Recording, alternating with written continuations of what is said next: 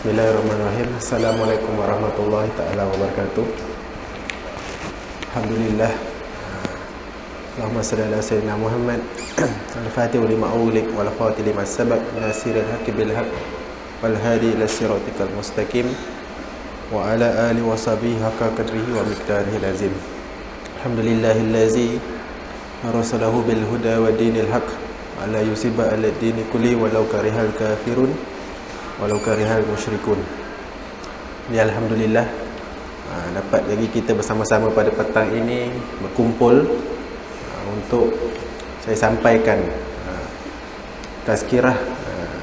Jadi mari kita sama-sama ambil manfaat, kita ambil pedoman agar dapat dijadikan panduan dalam hidup kita menghadapi hari-hari yang mendatang ini, insya-Allah. Jadi pada petang ini suka saya nak mengupas sedikit sebanyak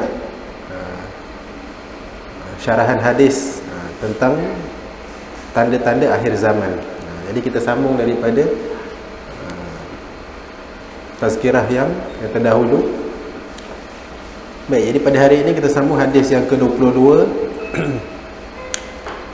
Diriwayatkan daripada Sayyidina Anas radhiyallahu anhu, beliau berkata, Rasulullah sallallahu alaihi wasallam bersabda, akan datang kepada umatku suatu zaman di mana orang yang memegang agama seperti menggenggam bara api. Riwayat daripada Imam At-Tirmizi. Jadi yang dimaksudkan di sini ialah sekarang ni kita duduk dalam akhir zaman. Akhir zaman yang dugaannya, cobaannya, ujiannya sangat menduga keimanan, sehingga kan siapa saja yang hendak mengamalkan ajaran Islam, maka dia terpaksa menghadapi pelbagai kesulitan, pelbagai tentangan yang hebat. Jadi kalau dia tidak bersungguh-sungguh menjaga agama, pasti agama akan terlepas daripada genggaman. Sebab tu dalam hadis ni kata akan ada orang yang berpegang pada agama, yakni agama Islam lah, seperti menggenggam bara api. Bara api ni kita tahu kan panas. Api yang membakar arang dia jadi bara. Jadi kita nak pegang bara tu bagaimana? Kita nak dekat pun kita dah rasa panas. Contohlah kita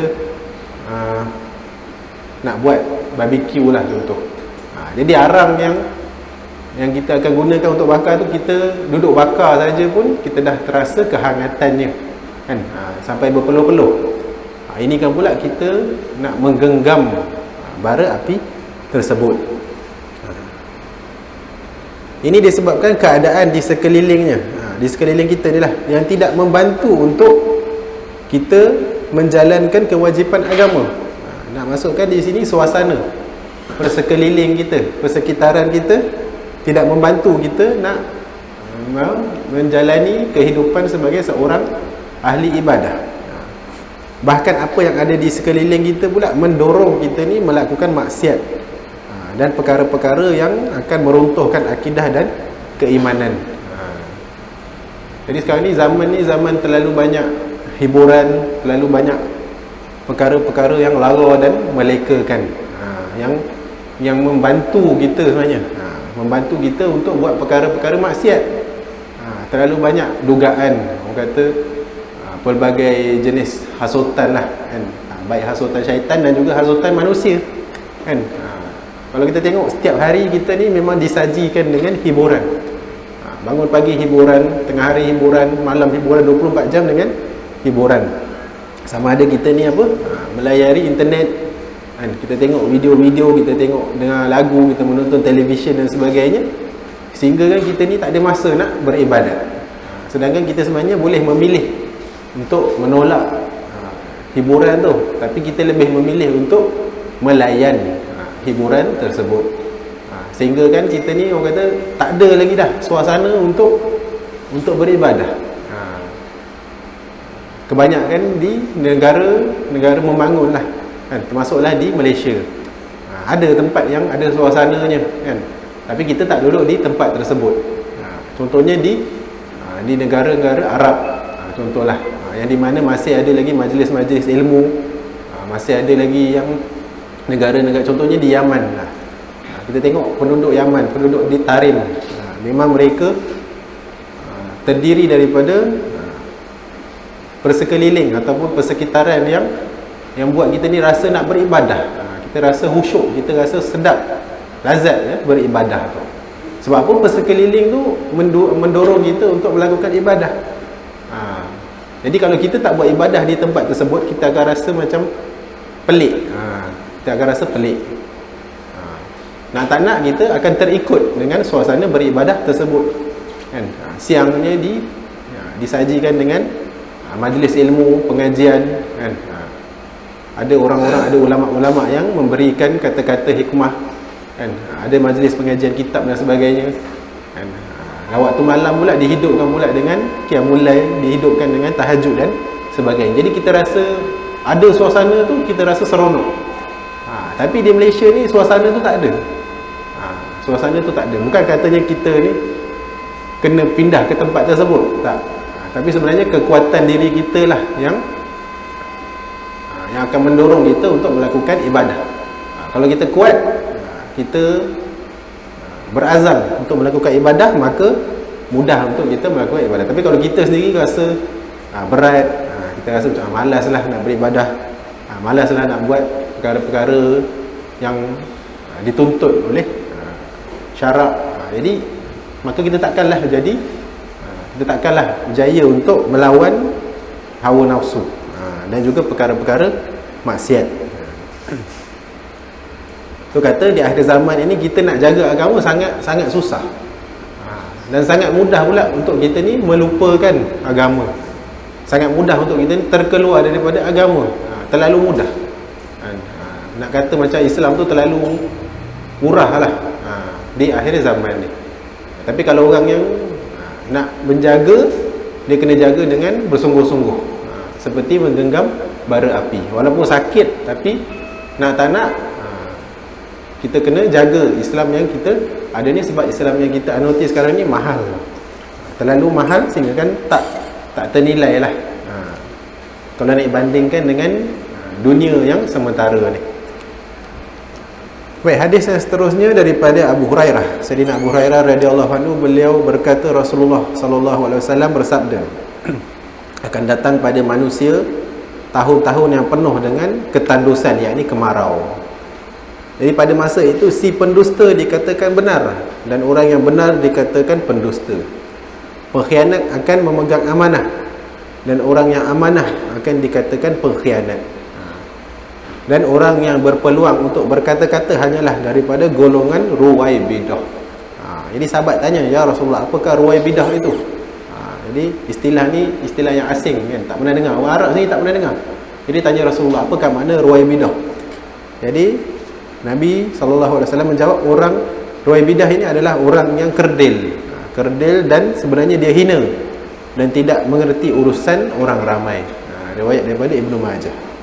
Baik, jadi maksud ruwaibidah ni adalah orang yang sebenarnya tidak mempunyai ilmu, orang yang jahil. Maksudnya yang Nabi maksudkan kerdil itu adalah dia kecil dari segi ilmu pengetahuan, dia tidak berkelayakan, dan dia sebenarnya hina. Hina ni disebabkan dia ni jahil lah. Kita ni kena sedar bahawa kalau kita ni berilmu, maka kita ni akan Allah muliakan. Tapi kalau kita ni jahil, adalah jahil, tak nak belajar pula, maka sebenarnya kita termasuk dalam golongan orang yang hina.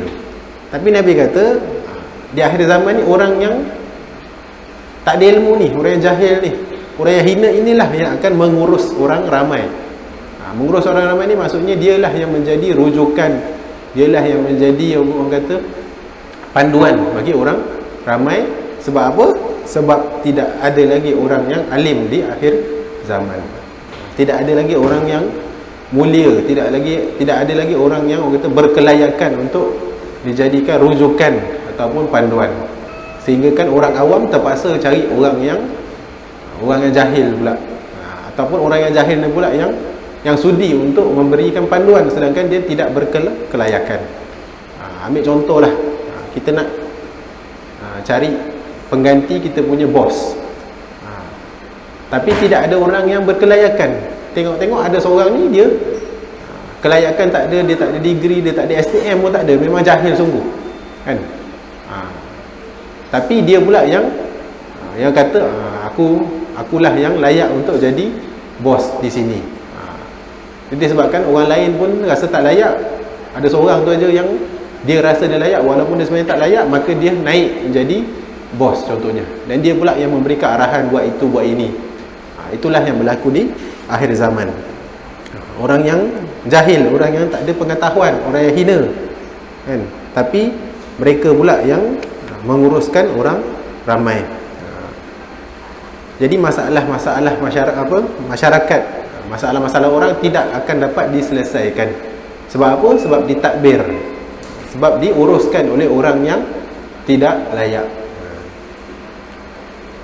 Jadi kalau kita tengok di sekeliling kita, setiap hari kita tengok ada berlaku pecah amanah, setiap hari ada berlaku penyelewengan, setiap hari ada macam-macam lah isu di akhir zaman ini. Disebabkan apa? Sebabnya ada orang-orang yang tidak layak yang menguruskan maslahat ataupun urusan orang ramai. Jadi dia tak tahu, dia tak ada ilmu tentang menguruskan ni. Jadi dia bila tak ada ilmu, dia akan buat ikut suka dia. Buat ikut suka dia maksudnya masalah tak akan selesai lah kan? Masalah akan terus bertambah dan bertambah. Tidak ada penyelesaian, tidak ada solusi.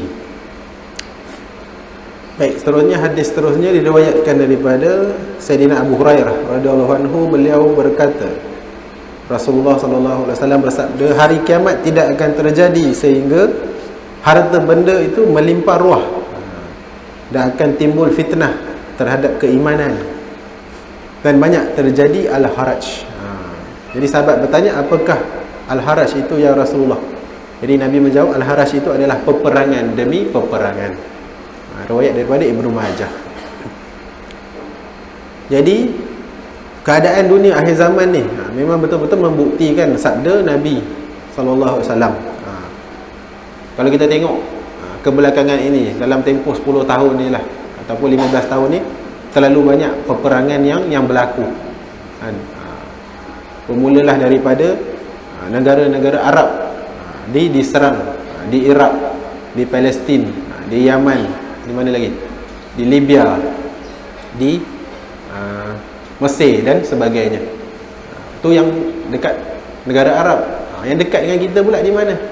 Di selatan Thai, di Myanmar, di Uyghur, di China. Jadi terlalu banyak peperangan demi peperangan yang berlaku. Dalam akhir, orang kata akhir abad ke-20 ini pun kita tengok dah berlaku perang dunia pertama, dah berlaku perang dunia kedua. Kali ini perang dunia ketiga saja yang menanti masa. Dan kalau kita lihat harta benda pada akhir zaman ni melimpah ruah. Maksudnya banyak harta yang kita tengok di sekeliling kita, ramai orang kaya. Ramai orang kaya. Ada juga orang miskin, tapi kita tengok kalau dibandingkan dengan zaman dulu, sekarang ni ramai orang yang menjadi kaya, harta melimpah ruah.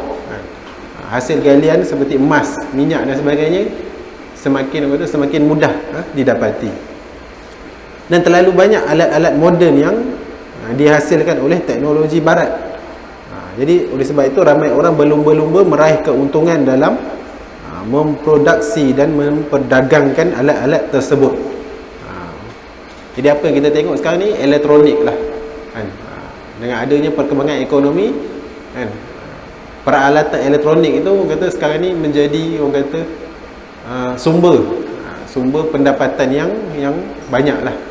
Dengan adanya gadget, dengan adanya laptop, dengan adanya komputer, internet dan sebagainya kan, semua itu adalah elektronik. Semuanya itu apabila dijual akan menyebabkan seseorang itu menjadi kaya lah kan. Jual laptop, jual handphone, semuanya bukan harga yang murah kan, ribuan ringgit. Jadi disebabkan nak jual barang-barang tersebut, nak memperdagangkan barang-barang tersebut, akan menyebabkan masing-masing ini manusia akan menjadi tamak dan rakus. Dan terjadilah rebutan pasaran yang mengakibatkan berlakunya peperangan demi peperangan. Sebab apa? Sebab semua orang nak jual kan. Kita tengok Amerika nak jual produk dia, China nak jual produk dia. Jadi apabila berlaku perkara ni, akan berakhir dengan peperangan lah kan. Sebab apa? Sebab masing-masing pihak tak puas hati kan. Dia bermula dengan ni, dengan perebutan pasaran. Bila kita tak dapat kuasai pasaran, maka mulalah akan ada sifat dengki, sifat marah, sifat balas dendam. Diakhirkan dengan peperangan, maka terjadilah pelibatan senjata pula. Pelibatan senjata. Dan akhir zaman ni kita tengok banyak negara yang semakin moden ni, dia mengkaji pula kehebatan nuklear. Jadi peperangan yang menggunakan nuklear ni akan lebih teruklah kesannya berbanding peperangan menggunakan senjata biasa. Kalau zaman dulu perang pakai apa? Setakat naik kuda, setakat pakai pedang, tombak dan sebagainya kan. Tidak ada peralatan moden. Tapi akhir zaman ni dengan adanya jet, dengan adanya kapal selam, adanya kapal perang, torpedo dan sebagainya, maka kesan daripada peperangan itu akan lebih teruk lah berbanding zaman dahulu. Jadi semakin maju teknologi, kita tengok semakin moden suatu negara tu, sebab kita nak memperbaiki apa orang kata taraf hidup kita. Kita nak menjadi manusia yang kita lebih baik daripada sebelumnya dengan adanya kemodenan. Tapi hakikatnya semakin maju teknologi itu, semakin terseksa manusia. Jadi walhal teknologi dan kemajuan itu sebenarnya tidak bertentangan dengan Islam, asalkan teknologi itu selari dengan syariat kan. Tapi teknologi pada akhir zaman ni kan, yang dikemukakan oleh orang-orang barat dan sebagainya, hanya berlandaskan kepada kebendaan dan kepentingan peribadi dan juga hawa nafsu, sehingga disalahgunakan dan menghancurkan nilai-nilai kemanusiaan. Sebab apa? Sebab orang dah pentingkan kepentingan diri dah. Dia tak fikir untuk membantu manusia dah, tapi dia fikir untuk mengaut keuntungan. Janji dia untung, orang lain rugi ataupun orang lain mengalami kesan yang negatif, apa dia kisah kan. Baik, hadis seterusnya diriwayatkan daripada Sayyidina Anas bin Malik radhiyallahu anhu. Beliau berkata, Rasulullah sallallahu alaihi wasallam bersabda, tidak akan terjadi kiamat sehingga waktu terasa pendek. Waktu terasa pendek. Jadi maka setahun dirasakan sebulan, sebulan dirasakan seminggu, seminggu dirasakan sehari, dan sehari dirasakan seperti 1 jam, dan 1 jam dirasakan seperti 1 kilatan api. Maksudnya macam sekilas cahaya macam tu je lah. Riwayat daripada Imam Tirmizi. Jadi akhir zaman ni kita memanglah kita mengakui bahawa kita rasa waktu itu semakin cepat berlalu. Belum sempat kita ni nak buat apa-apa, waktu itu dah berlalu. Sehingga kan urusan kita sebenarnya banyak yang belum selesai. Kadang-kadang kita dah rancang, kita dah plan, hari ni nak buat apa kan. Kadang-kadang satu hari sampai 10 apa orang kata acara, 10 plan yang kita rancang nak buat. Tapi semakin berlalu, jam demi jam berlalu, saat demi saat berlalu, sehingga kan tengok dah malam. Dah malam, tengok balik apa plan yang kita dah buat hari ni. Mungkin 1 atau 2 urusan saja yang selesai. Yang lebihnya tak tahu, kita pun tak tahu kenapa kita tak dapat nak menyelesaikan perkara tersebut. Sedangkan semua orang kita tengok waktunya sama, dia beri 24 jam. Tak ada pula orang ni 24 jam, kita 12 jam, tak ada. Semua orang diberikan waktu yang sama, 12 jam. Kita rasa sibuk kan, sibuk. Tapi kita tak tahu apa kita sibuk kan. Kita tak tahu kita ni sibuk dengan apa. Kita diburu dengan waktu kan. Dan waktu berlalu terlalu cepat sehingga kita, itulah banyak urusan yang tak dapat diselesaikan. Jadi menurut Imam Al-Karmani radhiyallahu anhu, yang dimaksudkan dengan pendeknya waktu itu sebenarnya adalah telah dicabut keberkatan waktu. Dicabut keberkatan waktu. Kalau zaman dulu mungkinlah masih ada lagi keberkatan waktu, di mana banyak urusan yang kita dapat selesaikan dalam 1 hari. Tapi pada akhir zaman ni mungkin urusan yang sama tak sempat kita lakukan dalam masa sehari. Jadi tanda kiamat ni sebenarnya memang telah terbukti pada akhir zaman ni. Kadang-kadang kita ni sibuk dengan apa sebenarnya? Mungkin kita sibuk dengan hiburan, sibuk dengan perkara-perkara melalaikan. Kejap-kejap kita tengok handphone, tengok WhatsApp, kejap-kejap tengok YouTube, kejap-kejap tengok Facebook dan sebagainya. Jadi kadang-kadang perkara itu menyebabkan kita ni tak sempat nak buat kerja lain. Kita sibuk dengan media sosial, kita sibuk dengan hiburan. Agak-agak kalau kita kira lah, satu hari berapa minit kita tengok Facebook, mana ada minit, mesti lebih kan. Paling kurang 1 jam. 1 jam ni rasanya tak ada orang lah. Tengok WhatsApp sejam, mungkin lebih kan? Sebab apa? Asal ada masa free, tangan kita mesti nak pegang handphone, buka WhatsApp, kejap-kejap tengok Facebook, kejap-kejap update status, kejap-kejap ambil gambar ni upload dan sebagainya. Jadi masa kita banyak habiskan dengan urusan yang orang kata tak penting. Kejap-kejap kita tengok apa isu semasa. Isu semasa bolehlah kita ambil tahu, tapi perkara-perkara lain, gosip-gosip, kadang-kadang kita tertengok, kita melayan. Jadi itulah yang menyebabkan masa kita ni habis di perkara yang sia-sia. Itu tak masuk lagi dengan waktu rehat kita, waktu tidur kita kan. Satu hari kita tidur berapa jam? Katalah kita umur 60 tahun, katalah kan. Di akhir zaman ni rata-rata orang hidup umur tu 60-70 tahun. Kalau kita tidur satu hari 8 jam, kita telah menghabiskan 20 tahun untuk tidur sahaja. Daripada sepanjang usia kita 60 tahun kan, 20 tahun kita habiskan untuk tidur sahaja. Kalaulah satu hari kita tidur selama 8 jam. Tengok 20 tahun tu agak-agak berapa lama? Sangat lama. Masa yang kita bazirkan tu baru untuk tidur, belum lagi untuk perkara-perkara lain. Baik, hadis yang seterusnya daripada Ibnu Umar radhiyallahu anhu, beliau berkata, pada suatu ketika dibawakan di hadapan Rasulullah sallallahu alaihi wasallam sejongkok emas. Emas itu adalah emas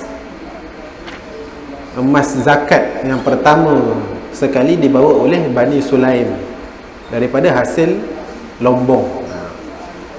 Jadi kena tahu, zaman sahabat ni pun dah ada aktiviti pelombongan emas. Bahkan lebih lama sebelum itu, sejak bermula tamadun manusia ni orang dah tahu bahawa emas ini sesuatu yang valuable, sesuatu yang sangat bernilai.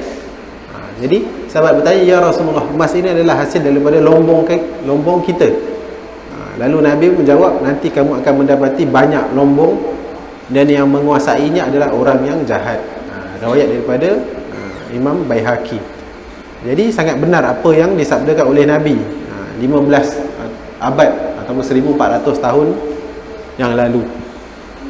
Hari ini dunia sangat kaya dengan hasil lombong seperti emas, perak, apa lagi, timah, minyak, petroleum dan lain-lain. Tapi yang menguruskannya siapa? Menguruskannya adalah orang yang bukan Islam. Memang ada orang Islam yang jual emas, tapi yang menguruskan lombong itu, ketuanya kan, orang yang menguasainya siapa?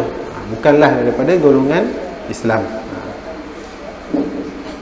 Baik, kemudian hadis seterusnya daripada Abu Hurairah radhiyallahu anhu, beliau berkata, bersabda Rasulullah sallallahu alaihi wasallam, tidak akan terjadi kiamat sehingga tanah Arab yang tandus itu menjadi lembah yang subur dan dialiri oleh sungai-sungai.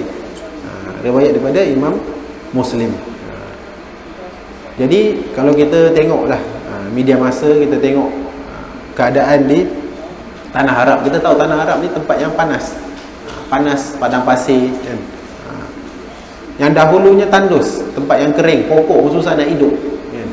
Tapi di akhir zaman ni kita tengok tanah-tanah Arab sudah mula menghijau, ditumbuhi oleh rumput-rumput dan pokok-pokok. Contohnya di Padang Arafah je lah. Kalau kita tengok dulu Padang Arafah tu, sekelilingnya apa? Padang pasir. Nampak kuning aja, tak ada pokok yang hidup. Tapi di akhir zaman ni kita tengok di sekelilingnya dah mula menghijau. Dengan maksud dah ada pokok-pokok yang tumbuh, dah ada rumput-rumput yang yang tumbuh. Jadi keadaan ini walaupun menyejukkan mata kan, kita tengok hijau, kita rasa tenang, kita rasa tempat tu selesa kan. Walaupun keadaan tu menyejukkan mata, tapi dia telah mengurangkan sedikit gambaran kita tentang padang mahsyar. Sebab apa? Sebab ketika musim haji, padang Arafah itu dikerumuni oleh jutaan manusia yang berpakaian ihram, berpakaian putih, melaksanakan ibadah wukuf di padang Arafah. Jadi jutaan manusia itu menggambarkan padang mahsyar nanti, di akhirat nanti, di mana semua manusia yang hidup di dunia ini akan berkumpul di tempat itu. Itu gambarannya. Tapi apabila akhir zaman ni kita tengok dah mula menghijau kan? Jadi tempat tu dah kurang sikit suasana padang mahsyar. Padang Arafah ni dah kurang suasana padang mahsyar. Baik, hadis seterusnya daripada Abu Hurairah radhiyallahu anhu, riwayatkan Rasulullah sallallahu alaihi wasallam bersabda, bersegeralah kamu beramal sebelum menemui fitnah seumpama malam yang sangat gelap. Jadi seseorang yang beriman pada waktu pagi, dia menjadi pada waktu petang dia menjadi kafir. Dan seseorang yang beriman pada waktu petang, kemudian keesokan hari pula dia menjadi kafir, dan dia telah menjual agamanya dengan sedikit harta ataupun benda di dunia. Riwayat daripada Imam Muslim. Jadi pada hadis ini menerangkan pada kita betapa dahsyatnya ujian terhadap keimanan seseorang di akhir zaman. Jadi seseorang yang beriman pada waktu pagi, waktu petang dia boleh jadi kafir. Dan kalau seseorang yang beriman pada waktu petang, untuk petang ni, besok pula dia menjadi kafir. Jadi begitu cepat orang kata perubahan ataupun keluarnya iman daripada diri seseorang itu terlalu cepat. Jadi iman ni mahal. Iman ni terlalu bernilai. Bukan terlalu, tak ternilai sebenarnya keimanan. Ini dimaksudkan dengan yakin. Keimanan ini keyakinan kepada Allah. Jadi keyakinan ataupun iman itu boleh gugur dalam satu malam saja. Hari ini Islam, besok dia boleh jadi kafir. Sehingga ramai orang yang menggadaikan iman kerana hendak mendapat sedikit harta dunia. Ini dunia lebih dicintai oleh mereka, lebih dicintai di sisi mereka berbanding dengan keimanan. Dunia yang orang kata tak ada nilai ni, bagi kita mungkinlah kita kata dunia ni tak ada nilai, tapi bagi mereka sangat susah untuk melepaskan dunia. Sangat susah untuk melepaskan dunia. Dia rasakan dunia ini adalah segalanya. Dia rasakan dunia inilah yang abadi. Dunia inilah yang kekal bagi mereka. Segala kemewahan, segala pangkat, segala harta benda, rumah yang besar, kereta yang besar, kemewahan, duit dan harta yang mereka ada, mereka susah nak lepaskan. Ataupun bila dah ada, mereka akan sentiasa tak cukup.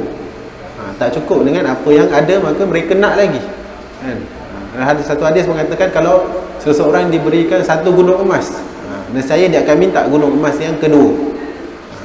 Dah bagi 2 gunung emas, dia akan minta gunung emas yang ketiga. Begitulah seterusnya. Kita ni tak pernah cukup dengan harta dunia. Jadi seseorang itu sanggup menjual, menggadaikan imannya untuk mendapatkan harta dunia ini. Baik, hadis seterusnya daripada Sayyidina Ma'qil bin Yasar radhiyallahu anhu, beliau berkata Rasulullah sallallahu alaihi wasallam bersabda, beribadah pada waktu huru-hara, maksudnya di tengah kemelut dunia yang dahsyat itu, pahalanya samalah seperti berhijrah kepadaku. Riwayat daripada Imam Muslim. Yang dimaksudkan beribadah pada waktu huru-hara ini adalah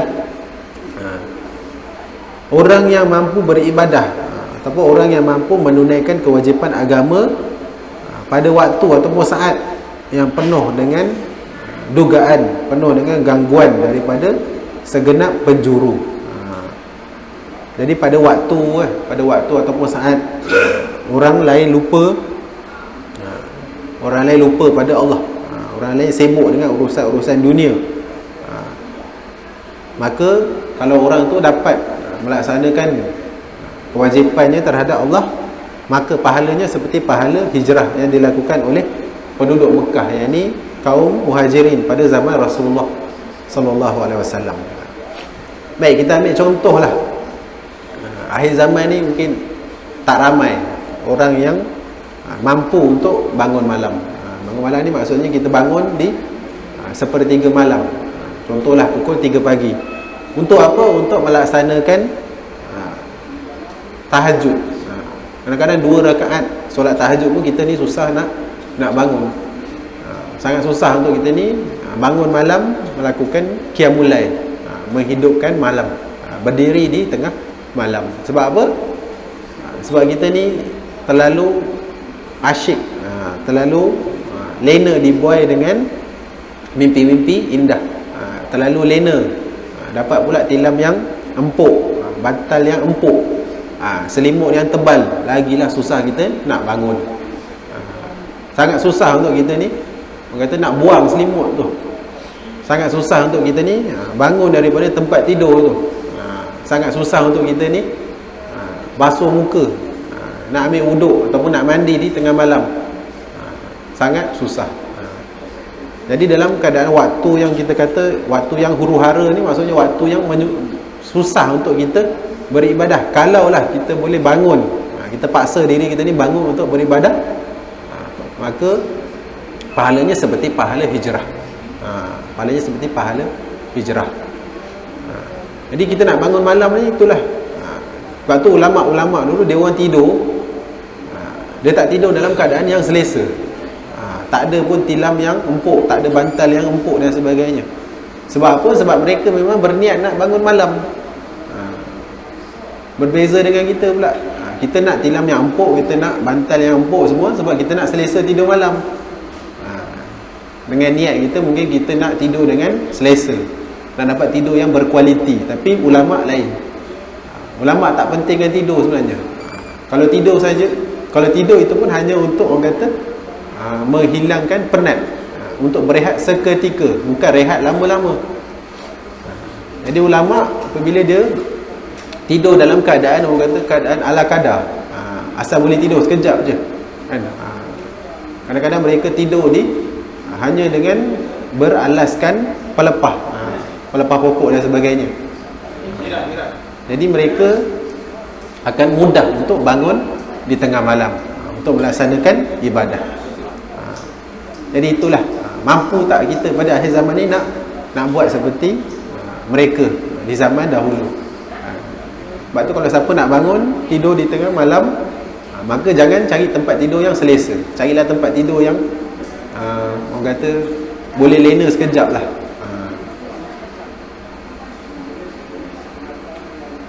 Jadi kenapa dikatakan pahalanya seperti pahala orang yang berhijrah? Jadi kita kena tahu bahawa perhijrahan berlaku dengan bukan sukarela, bukan sukarela. Jadi hijrah Nabi itu dengan satu dengan perintah, seruan Allah.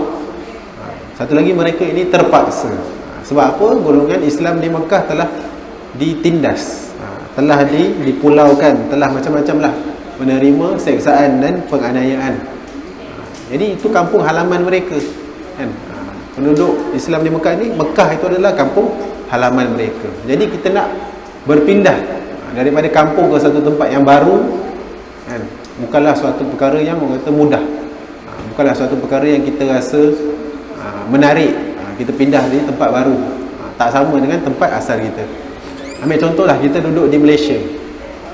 Malaysia ni kampung kita lah, negara kita. Kita lahir di sini, kita besar di sini kan, kita sekolah di sini dan sebagainya. Tiba-tiba kita ni ditindas atas satu sebab, contohlah.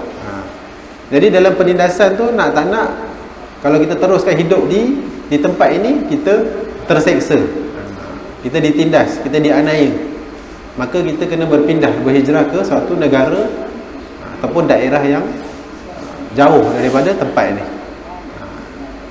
Jadi penghijrahan di tempat baru itu adalah sebenarnya satu pengorbanan. Pengorbanan, tinggalkan kampung halaman, tinggalkan tempat yang terlalu banyak kenangan. Jadi pengorbanan kaum muhajirin ini adalah satu, orang kata, satu pengorbanan yang besar, dan banyak pahala yang Allah berikan pada mereka. Sebab apa? Sebab mereka nak jaga diri mereka, iaitu mendaulatkan Islam, menjaga Islam. Mereka takut kalau mereka masih lagi di Mekah pada masa tu, Islam mereka itu akan, kata, tak terjaga lah. Mereka takut Islam mereka itu tak lama. Jadi untuk menjaga Islam, maka mereka terpaksa nak tak nak berhijrahlah ke negara Madinah. Jadi itulah kita tengok pengorbanan yang orang kata sangat besar demi menjaga Islam. Baik, hadis seterusnya daripada Abu Hurairah radhiyallahu anhu, beliau berkata bahawasanya Rasulullah sallallahu alaihi wasallam bersabda, tidak terjadi hari kiamat sehingga sungai Furat. Sungai Furat. Jadi nama sungai Furat pada zaman sekarang ini dinamakan sebagai Sungai Euphrates, iaitu sungai yang ada di negara Iraq. Jadi Nabi kata bahawasanya Sungai Furat itu akan menjadi surut airnya sehingga kelihatan sebuah gunung daripada emas. Dia kata Sungai Furat itu akan mengering airnya, dan akan nampak gunung daripada emas. Jadi ramai orang yang akan terbunuh kerana merebutkannya. Maka terbunuhlah 99 daripada 100 orang yang berperang. Dan masing-masing yang terlibat berkata, mudah-mudahan akulah orang yang terselamat. Di dalam 100 orang tu akan ada satu orang yang terselamat.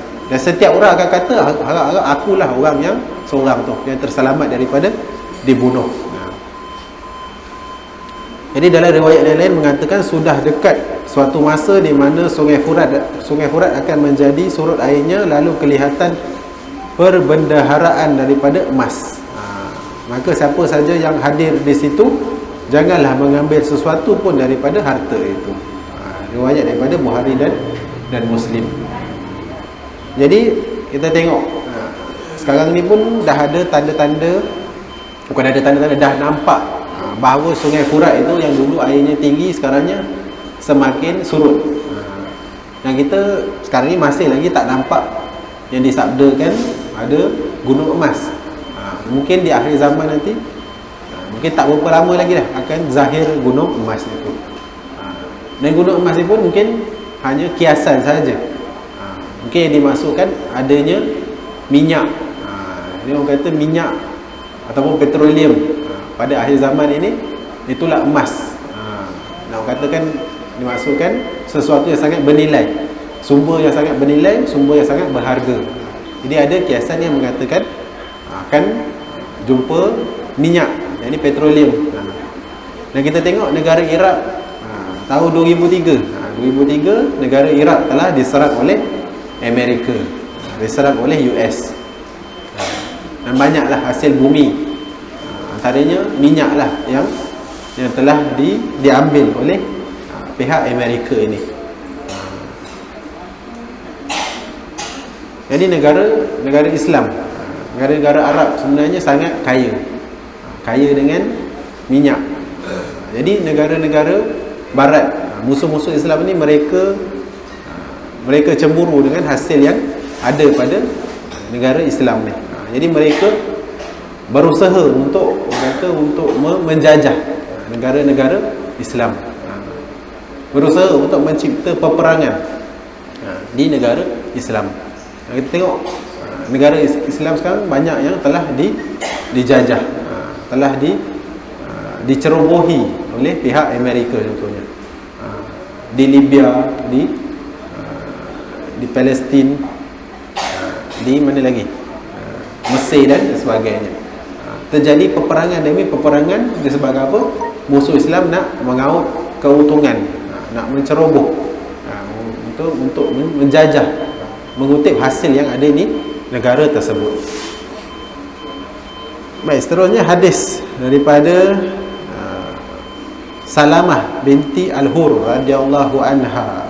Beliau berkata, aku mendengar Rasulullah sallallahu alaihi wasallam bersabda, akan datang suatu zaman di mana pada waktu itu banyak orang berdiri tegak beberapa lama kerana mereka tidak mendapatkan orang yang dapat mengimami mereka solat. Riwayat daripada Ibnu Majah. Jadi dalam hadis ni berkata, akhir zaman nanti akan banyak orang berdiri dengan seberapa lama kerana mereka tak dapat orang yang dapat mengimami mereka solat. Maksudnya dekat sini tak ada orang yang layak menjadi imam. Jadi yang makmum ni pun tunggu je lah.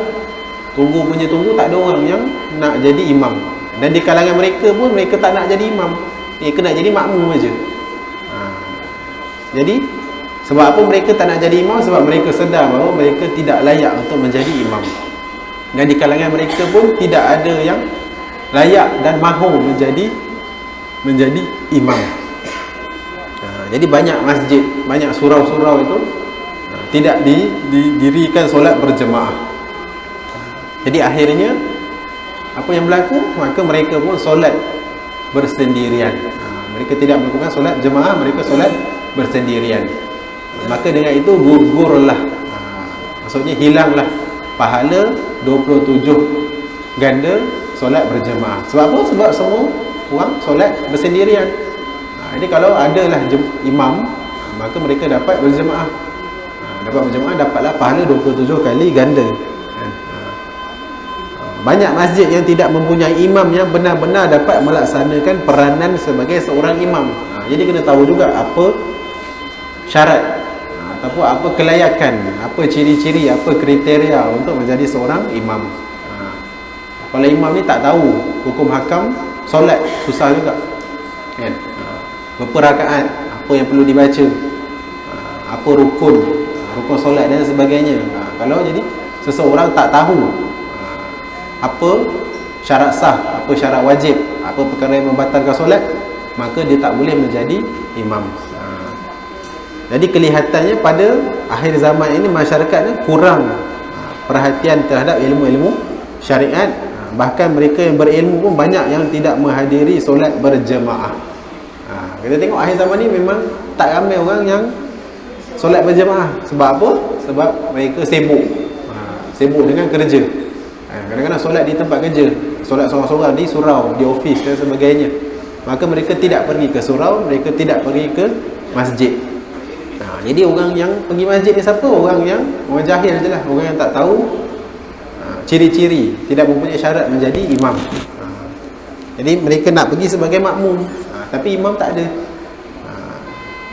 Dan akhir zaman ni, sejak Covid ni pun kita tengok apa? Masjid-masjid semakin berkurang, dihadkan orang untuk masuk ke masjid untuk solat berjemaah. Lagilah orang tak solat berjemaah. Kalau ada yang mendirikan solat berjemaah di tempat kerja, di ofis, di surau ataupun di rumah kan, tak apa juga. Ini langsung tak ada solat berjemaah, semua solat sendiri-sendiri. Maka orang kata hilang keharmonian, orang kata hilang kekuatan jemaah. Akhir zaman ni memang itulah yang dilihat, hilang kekuatan jemaah. Sebab apa? Semua sendiri-sendiri. Jadi Islam ni kuat kalau dia berjemaah, dan Islam akan lemah kalau dia berpisah-pisah kan, berpecah-pecah. Jadi itulah yang berlaku di akhir zaman. Baik, hadis seterusnya daripada Sahal bin Sa'ad As-Sa'idi radhiyallahu anhu bahwasanya Rasulullah sallallahu alaihi wasallam bersabda, "Ya Allah, janganlah engkau mempertemukan aku dengan suatu zaman dan mudah-mudahan kamu," jadi sahabat juga, tidak bertemu dengan zaman itu di mana para ulama tidak lagi diikuti dan orang yang penyantun sudah tidak lagi dihiraukan. Hati mereka seperti hati orang ajam dan lidah mereka seperti lidah orang Arab. Dimaksudkan hati mereka seperti orang ajam ni pada perbuatan fasiknya, dan lidah mereka seperti orang Arab pada fasiknya. Riwayat daripada Imam Ahmad. Jadi akhir zaman ni kita tengok kita tengok bahawa sudah menghampiri pada keadaan yang digambarkan oleh Rasulullah, iaitu masyarakat telah jauh daripada para ulama. Masyarakat telah jauh daripada para ulama. Salah satu disebabkan mungkin ulama ramai yang dah tak ada, ramai yang dah meninggal. Jadi yang tinggal ni bukanlah ulama, tapi mungkin terdiri daripada golongan orang yang hanya pandai berpidato, hanya pandai berkata-kata, tapi tidak ada ilmu. Jadi masyarakat ni takut, satu lagi masyarakat takut nak mendekati ulama, takut perbuatan mereka akan ditegur. Takut kena tegur kan. Macam kita zaman sekolah dululah kan. Kita takut nak lalu depan cikgu ni, takut cikgu tegur kita. Jadi kita lalu belakang cikgu. Macam itulah ibaratnya. Jadi teguran itu sebenarnya sesuatu perkara yang baik kan. Tegur untuk kebaikan. Bukan kita tegur untuk keburukan, tak ada. Jadi kita juga sebenarnya kena bersedia untuk menerima teguran. Bersedia untuk dikritik kalau kita ada buat salah. Jadi kalau kita tak ada buat salah, kenapa kita nak takut? Jadi hanya orang yang takut saja akan takut. Orang yang buat salah saja akan takut untuk berhadapan dengan orang-orang alim, dengan ulama. Itulah macam zaman dulu lah kan. Takut nak jumpa cikgu, takut kena tegur. Tegur rambut tak kemas, takut kena tegur baju kotor dan sebagainya lah. Ada saja perkara yang kita takut apabila lalu depan orang-orang sedemikian. Dan tambahan pula, orang yang tidak malu lagi melakukan maksiat walaupun ada di hadapannya orang yang tinggi peribadi. Zaman sekarang ni orang dah tak, orang kata hilang rasa malu, hilang rasa segan. Sebab apa? Sebab mereka sanggup untuk melakukan maksiat di hadapan khalayak awam. Kalau dahulu mungkin orang nak buat maksiat ni sorok-sorok kan, tak bagi orang tahu. Tapi akhir zaman ni orang semakin terzahir perbuatan maksiat tu. Orang kata seperti dia nak tunjuk-tunjuk dia buat maksiat. Nak tunjuk-tunjuk tak pakai tudung, nak tunjuk-tunjuk tak tutup aurat, nak tunjuk-tunjuk dia melakukan zina dan sebagainya. Dia beritahu dengan orang, aku berzina dengan orang ni, aku tidur dengan orang ni kan, aku curi duit ni kan. Maka mereka tidak lagi malu, tidak lagi takut memberitahu ataupun menzahirkan perbuatan maksiat mereka, perbuatan dosa mereka. Apatah lagi di depan orang yang sepatutnya kita segan pun kita tidak lagi malu untuk melakukan maksiat. Contohnya depan ulama pun mereka masih tidak beradab, masih lagi mereka tidak menutup aurat, masih lagi mereka tidak bertudung dan sebagainya kan. Depan ulama tu dia kata akhir zaman ni hilang dah rasa malu, hilang dah rasa segan. Dan tambahan pula, golongan ini juga merupakan ahli berpidato yang sering memanipulasikan kenyataan. Maksudnya mereka ni kalau kita tegur, dia ada je dia punya alasan, ada je dia punya hujah untuk balas balik teguran itu. Sebabnya teguran tu kita diam kan? Kita kena tegur, kita kena diam, kita kena terima, sedar apa kesalahan yang kita buat. Ini kita lawan balik, kita cari macam-macam alasan, macam-macam alasan kita cari untuk orang kata membela diri kita, nak defend diri kita ni, nak kata kita ni tak salah sebenarnya kan? Walaupun dari segi syariat, dari segi hukum sebenarnya perbuatan yang kita buat tu salah. Jadi akhir zaman ni orang sudah dah dia tak malu untuk menyembunyikan maksiat, dan dia maka malah mereka bangga dengan maksiat yang mereka lakukan. Mereka bangga dengan maksiat dan mereka pula membela diri mereka dengan maksiat yang mereka lakukan itu. Jadi bicara mereka itu begitu halus dan memikat hati orang lain. Maksudnya mereka ni pandai berkata-kata. Itulah di akhir zaman ni golongan-golongan ruwaibidah, golongan-golongan orang yang jahil ini. Mereka pandai berkata-kata. Dan akhir zaman ni pun kita tengok orang apabila sudah tidak lagi merujuk pada ulama, tidak lagi merujuk pada orang alim, maka siapa yang menjadi rujukan mereka? Itulah orang-orang yang tak berilmu tapi mereka terkehadapan. Siapa? Contohnya artis lah, artis. Jadi apabila artis ini kan, jadi mereka dikenali oleh ramai orang awam. Jadi apabila artis ini mengeluarkan pendapat, mengeluarkan pandangan, maka orang awam akan mengambil pandangan mereka. Sedangkan mereka itu bukanlah orang yang layak untuk memberikan pandangan. Mereka tidak layak untuk memberikan pandangan. Jadi, tapi apa yang mereka kata orang terima, itu masalahnya. Apa pendapat mereka peminat mereka akan sokong, follower mereka akan orang kata backup pandangan ataupun hujah daripada artis-artis ni. Jadi itulah yang kita takutkan, apabila orang awam telah mengambil orang yang tidak sepatutnya sebagai sumber rujukan. Tidak lagi mereka nak jumpa dengan ustaz, tak ada lagi mereka nak jumpa dengan kurang-kurang imam ataupun orang alim, apatah lagi ulama, apatah lagi wali Allah. Sebab apa? Satu, susah nak jumpa kan. Akhir zaman ni ramai ahli ulama, ramai orang alim yang telah meninggal. Itu satu sebab, satu susah nak jumpa. Satu lagi, kita sendiri takut nak jumpa, takut kena tegur, takut kena marah kan. Jadi siapa yang mereka jumpa dengan artis. Bukanlah kata kita ni membenci artis, tak.